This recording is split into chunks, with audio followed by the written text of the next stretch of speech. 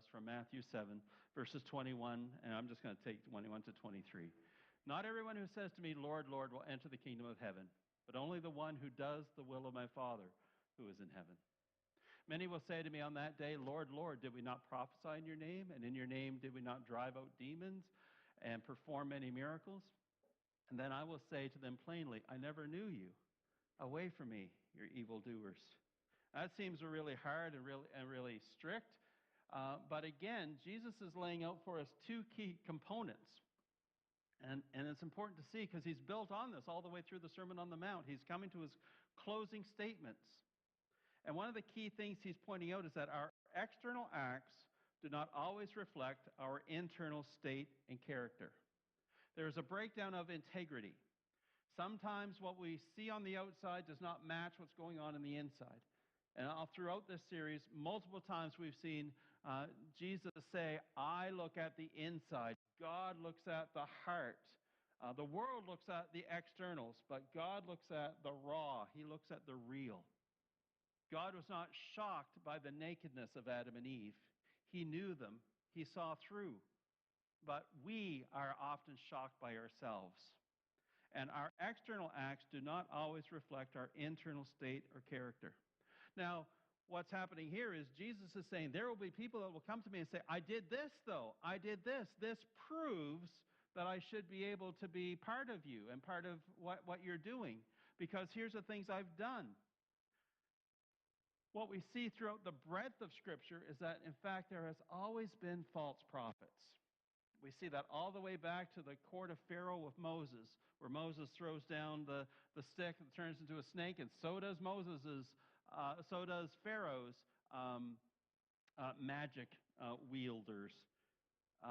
There have always been false prophets, too, with powers to try and sway folks. There's always an counterfeit gift to the good gifts that God gives. And Jesus taught, don't focus on the external, focus on the internal.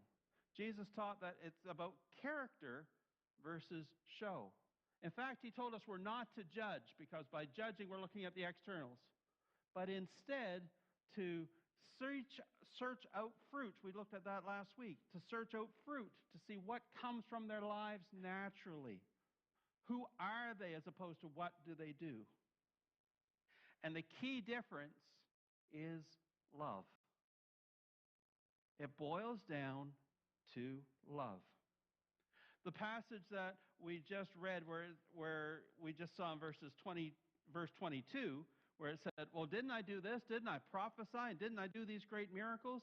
That got me thinking. It's like, this sounds kind of similar to another passage in Scripture.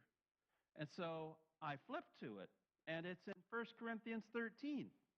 Some of you may have heard that at a wedding or two, where the love is patient as love is kind. But it starts off by saying this: if I speak with the tongues of mankind and of angels, but I do not have love, I've become a noisy gong or a clanging cymbal. If I have the gift of prophecy, and I know all mysteries and all knowledge, and if I have all the faith so that I could move mountains, but I do not have love, I am nothing. And if I give all my possessions to charity, and if I surrender my body so that I may glory in it, but I do not have love, it does me no good. At the core of the Christian life, at the core of the relationship with God, is not what you do or even what you do for Him. You're not called to be a human doing. You're called to be a human being. It's a transformed life versus mimicked actions. The power behind the universe is love.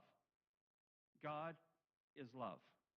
And God, in His love, created the universe, created you and created me, and created us to be vessels of love to share that with the rest of His creation. This agape, this selfless, compassionate love is at the key. And that's the core of who we are to be. And that is what shows our relationship with God as it is expressed out.